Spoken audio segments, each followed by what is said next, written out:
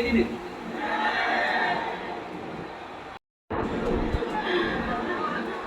আমার তো মনে হয় ওই ভিডিওটা আমি দেখলাম, শয়তান তো আমি দেখিনি, যদি দেখতাম মনে হয় শয়তান আমার কমে হতো। এখনো পর্যন্ত যদি জালেমের কেউ সাপোর্ট করেন, এখানে কেউ থাকেন, আপনি তওবা করেন না তো আপনিও বেঈমান হয়ে মরবেন। সুতরাং জালেম রাজা ভেবেছিল যে আমরা ক্ষমতা পেয়েছি, মনে হয় আল্লাহ আমার দয়া করে দিয়েছে। আমার যখন প্রথম সে 11 সালে 10 সালে গ্রেফতার করে, আমি সুদের বিরুদ্ধে কথা বলেছিলাম, তাই মসজিদ থেকে ধরে নিয়ে গেল যে উনি শিবির করে, শিবিরের ক্যাডার রক কেটে বেড়ায়। আমার ওসি সাহেব নিয়ে গেল, প্রথমে যে আয়াতটা ধরছে যে কুলিল্লাহুম্মা মালিকাল মুলকি তুতিল মুলকা মান তাশা ওয়া তানজিউল মুলকা মিম্মান তাশা ইলা আখির আয়াত। উনি টেবিলের নিচে এভাবে খাতা রেখে বাংলায় লিখে নিয়েছে, আমার সামনে বসিয়ে বলছে, হুজুর এই আয়াতটার বাংলা বলেন তো। ঠিক আছে বলছি। আল্লাহ পাক বলেন, যাকে ইচ্ছা আমি ক্ষমতা দেই, যাকে ইচ্ছা ক্ষমতা থেকে নামিয়ে দেই। এতটুকু বলার পরে বলছে, হুজুর দাঁড়া, যা বললেন এটা ঠিক আছে না, এটাই তো কোরআনের অর্থ। হাসিনাকে আল্লাহ ক্ষমতায় বসিয়ে রেখেছে, এটা আল্লাহ রেখেছে, আপনারা ঝামেলা করেন কেন? কোথায় নাম দিয়েছে দেখেছে, কত বড় মুফাসসির। সূরা আলে ইমরানের 178 নম্বর আয়াতটা গত কয়েকদিন আগে আমি তাফসীর সব পড়তে গিয়ে দেখি ওই ওসির কথার পুরো উল্টা। আল্লাহ বলেন, কাফের জালেম এদেরকে আমি ক্ষমতার চেয়ারে বসিয়ে রাখি যেন ওদের পাপের মালটা পরিপূর্ণ হয়ে যায়। পাপ যখন একেবারে পরিপূর্ণ হয়ে যায়, তখন আর ভালো হওয়ার নিয়ত থাকলেও আমি আর সুযোগ দেই না, যেমন ফেরাউনকে দেইনি।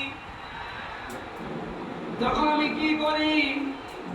ওদের জন্য যন্ত্রণাদায়ক এবং অপমানজনক একটা শাস্তির ব্যবস্থা করি। আমার মনে হচ্ছে পৃথিবীতে আল্লাহ যদি কিছু নাও দেখায়, ইনুর সাথে যা দেখালো আমার জীবন হয়ে গেছে। এই শয়তান আমার এমপি থাকাকালীন কুষ্টিয়ায় ঢুকতে দিত না, তো শিবির করে ওটা উঠতে পারবে না।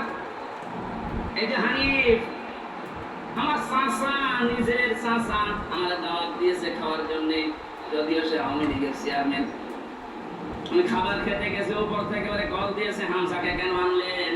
বলো আমার ভাইয়ের ছেলে ভাতিজা, ওরে ডাক দেবো না। না, আওয়ামী লীগ করলে কোন শিবির জামাতের লোককে বাড়িতে খাওয়ানো যাবে না। আপনি কোথায় পৌঁছিয়েছিলেন?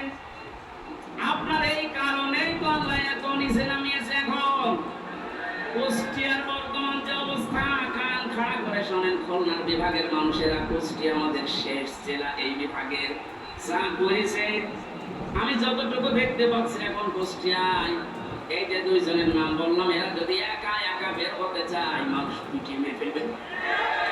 পুলিশ নিয়ে বের হয়েছিল আদালতে, তাও মানুষ টিম নিয়েছে, লাঠি দিয়েছে।